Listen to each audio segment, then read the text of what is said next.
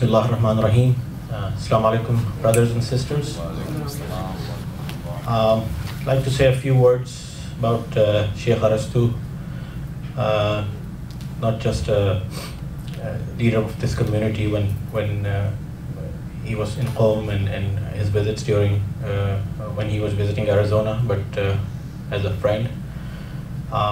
He was a wonderful human being, a gem of a person, a sincere friend, a doting father, an awesome husband, an awesome brother, son. But above all, he was a real servant of Allah and a real lover of Ahlul Bayt, Holy Prophet and Ahlul Bayt. And when he decided to go to Qom, he was 38 years old. He had a family, he was married, he had 2 daughters. He had a job, a good, nice job here, a house, a car. And people questioned his decision to go to Qom. Even not just people here, but even in Qom and the Hausa people, the general trend there is that it's usually younger men and women who come there to Qom for religious studies. So they were unsure that what does this person want? I mean, he's married, he has children, he's well settled in the U.S., and he still wants to do this. But what I saw in him was this passion, this fire in his belly, that he wanted to serve Allah and serve the Prophet and Ahlul Bayt. And he felt that he could not do that just by staying here and doing the things he was doing here. He had to take the next step, and granted that he didn't have the opportunity earlier in his life to go to Qom and study religious studies at the Hausa, but he made the decision and he kept at it. There was a lot of obstacles in the way just to make this transition, but he overcome all of those. He went there, and once he was there, you could see the satisfaction or the happiness in him. In every visit that he had after he went to Qom, and he would come and visit us in Arizona, you could see that what he felt he was achieving and how he was achieving the goal of serving Allah, the Holy Prophet and his holy progeny. When he got sick in December 2013, and then his cancer was diagnosed in December 2013, he came to Arizona for treatment, for surgery in January of 2014, and went through surgery. I was involved in some of that activity and care, and a lot of people had, I guess, given my number to his well-wishers. And I can't tell you that the number of people who called me while he was in the hospital as he was going through the surgery and his recovery process.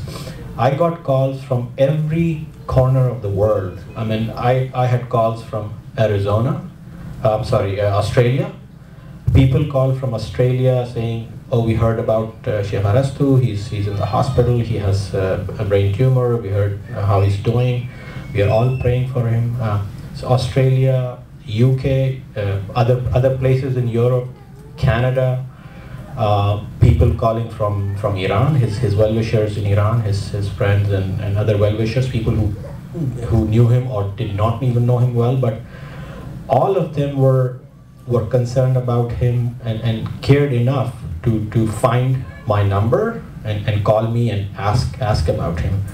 So it's amazing to see how many people he had touched in so many different ways, that when he was not well and he was in the hospital, all these people from around the world were calling about, asking about him, and praying for his recovery and worried about him. So it's I was amazed. I could not imagine that this one person could touch so many different people, so many different communities, in so many different ways, that when he was ill and sick, all of these communities and people were trying to reach out and praying for him and hoping for the best. So I pray to Allah that all his efforts that he did to help or to propagate the message of Allah, the Holy Prophet and his holy progeny,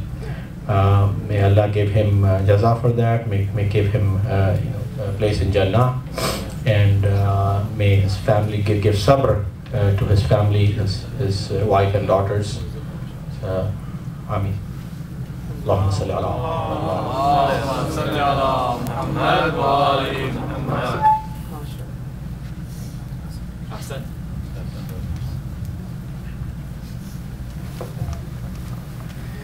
Inshallah, I believe Sayyid Abbas had a few words to say, and inshallah after Sayyid Abbas, anyone else more than welcome, inshallah. Sallallahu ala Muhammadin wa ala Muhammad.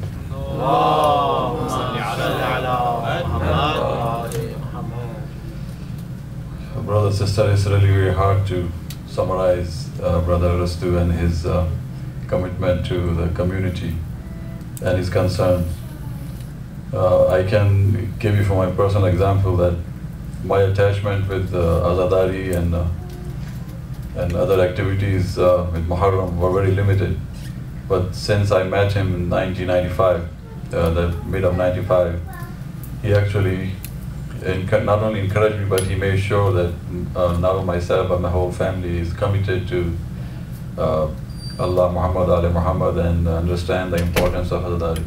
Even though we used to have every year in our own homes, but the commitment that he created, and this commitment that he has for Ahlul Bayt is absolutely exemplary, because Allah gives some certain people a certain gifts. And his gift was he was able to motivate younger kids. And every time, everywhere he went to different communities and he was able to deliver lectures, the biggest request and response used to come from younger kids. And either it's a male or female, they were really interested the way he explained the importance of Iman, and the Iman explained to us by our Ahlul Bayt, and the difference between Haqq and Batil, and the kind of debate he had started in the smaller community, and that became a very evident, as Brother Naveed mentioned, that he used to get called. I mean, he was always, every year, I remember him mentioning once that New Zealand community from New Zealand, they wanted him forever to come here and visit him. If he cannot be resident alim, at least be there for Marhoom. So our prayers for him, and now since he's gone, I'm sure he is in the company of Ahlul Bayt, and he will perform all those activities that he wanted to do.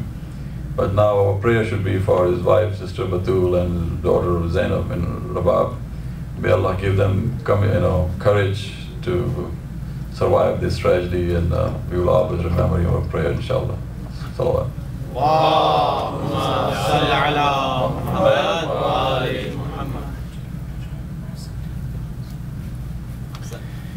Brothers and sisters, anyone else want to say a few words, inshallah, until Brother Akbar Shah, sallallahu ala Muhammadin wa ala Muhammad.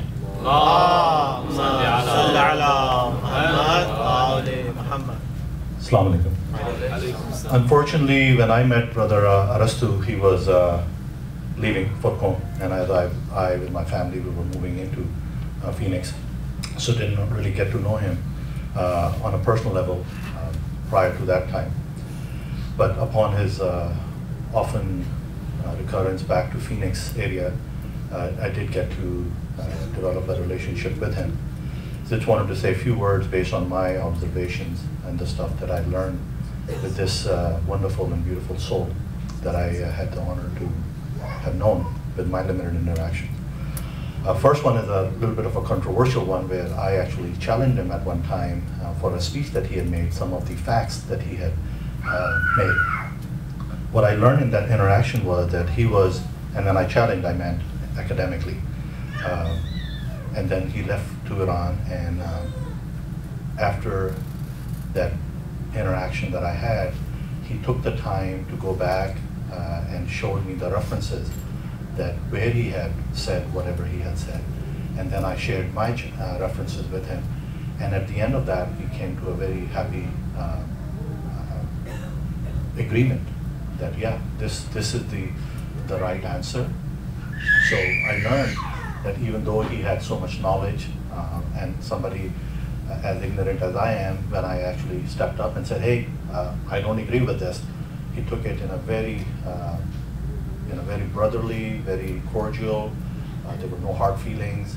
So that it tells me about a person, that when you push someone, how they respond back, of the level and the character that he had. And like what has been said before me, that he was indeed a true lover of Ahl Bayt, and that was first and foremost the most significant characteristic that drew me close to him, that the name of Ahl Bayt would come out and his face would light up.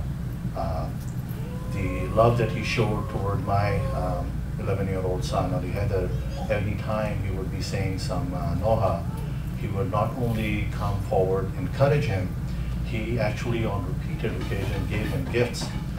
And I could see that just like if I was in Pakistan, my brothers or my relatives would be encouraging my son. That's the role that he was playing, and that's what our job is as a community members, to help each other's kids, to encourage, step forward. So that's another aspect that I wanted to bring out of this beautiful person's characteristic that somebody may not know. In short, I got to know a person who was a very, very simple man, but colored or had the characteristics of what our imams have taught us, to have the love for each other, to be, to always have a smile on your face. And it is this character or this characteristic of best behavior, ikhlaq, excellent behavior, is, I believe, what I just heard. People, when they call from all over the world, they don't do that for anybody. You need to be that special individual who has, by his own actions, shown us and whoever he met or he touched, to never, then that person will never forget. And I think now that I'm thinking about it, you meet this individual once, the rest of the life, you will never forget that you met such a beautiful and wonderful person. So at the end, I would like to say that I pray to God that may Allah grant him the highest station in Jannah, and bihaqi Ali Aba, give him the best of rewards and forgive all of his sins, and also at the end give sabr to his family, and that they be able to sustain and persevere in this very difficult time that they may be experiencing right now. Assalamu alaikum. Inshallah, my father, Hajj Abu Haider, inshallah, he has a few words. Sallallahu ala Muhammadin wa ala Muhammad.